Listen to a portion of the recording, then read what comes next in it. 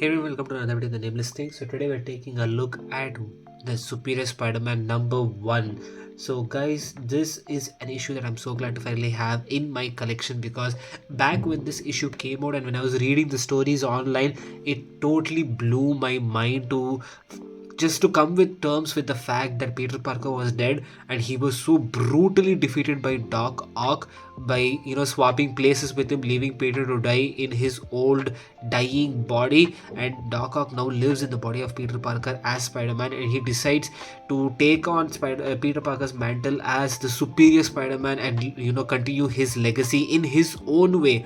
It was so just mind-blowing, interesting and unique. And I just remember looking at some of the YouTube videos at the time when they were doing reviews of these books, and so many people were obviously pretty angry at Marvel for giving Peter such a hard time, which is something they've still been doing. So it looks like Marvel hasn't learned anything in 10 years.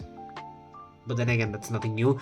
But either ways, I genuinely like this whole storyline as an idea, but I can definitely understand how devastating it would have been for fans, because especially when the Clone Saga happened and when I read those stories, I got totally disinterested with the Amazing storyline, and I'm pretty disinterested with the Amazing storyline that's going on right now, to be very honest. So I can definitely understand why when this came out, a lot of people were not happy. But I think looking back now, people like it because it was a pretty unique concept. This is essentially a what if concept, but it happened in the main storyline, and that's one of the things that makes it so unique, because we just got such a unique character in the main storyline.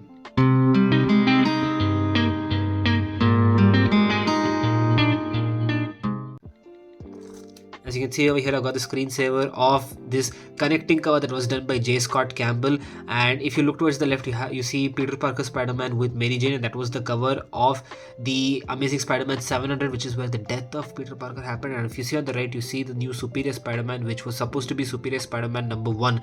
And I believe this was a Midtown Comics exclusive, and they were sold as two separate issues with these connecting covers.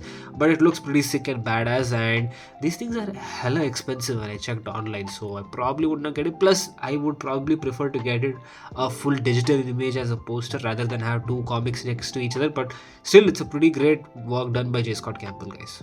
If you like the video so far, be sure to hit the like button and share this with your friends. You can subscribe to the channel and stay tuned for more such videos, guys. So taking a look at this beautiful cover, guys, it's in such amazing condition. I got this from eBay, and just look at this cool cover art of the Superior Spider-Man in the dark as he's climbing this wall, so spider-like, so menacing, and he's adopted this red and black scheme, which is very menacing. He's got this goggled eyes over here. So as you can see, Otto or Peter is standing at Otto's grave. Is going to get a little confusing with this narrative over here, but Doc Ock in Pete's body visits Otto's or his past grave as a significance of trying to move on from his old life and then start a new life as Spider-Man. And he hears the reports of a crime, and he suits up and goes to the place, which is where he sees this gang of criminals where they call themselves the New Sinister Six.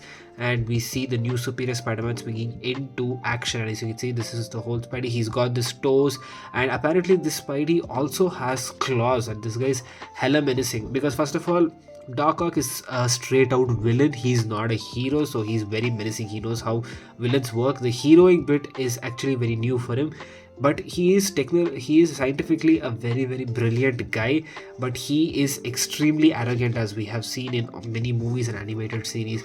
So he obviously has a very high arrogance about himself and thinks that he can just be a better superhero, a better human being.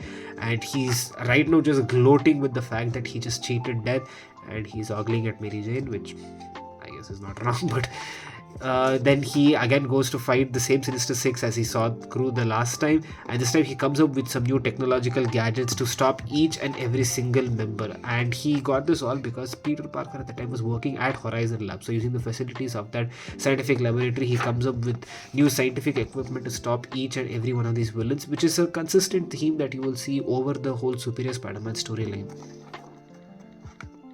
But when it comes so close to stopping one villain, he just keeps beating him, just ready to kill him. As you can see, he gets his claws out over here, but he doesn't, because somewhere in the deep corners of his mind, there is an essence of the original Peter Parker that's left within his mindscape, who says that I will take my life back.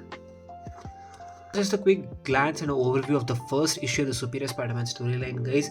And the first few issues, we see the tussle within the mind of how Peter Parker's essence and his mind tries to regain control of his body. And then there's the tussle when Doc Ock finally finds out that that essence is there. What happens then?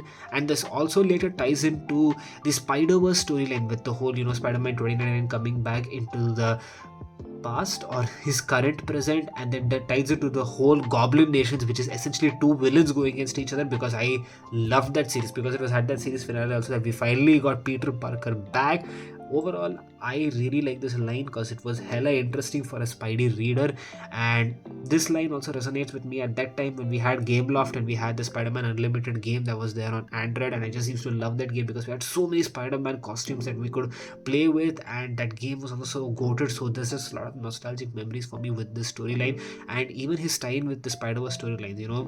Even after the storyline was over, we got Doc Ock back. He again became Superior Spider-Man, then he again became Doc Ock, and then there's this just whole tussle.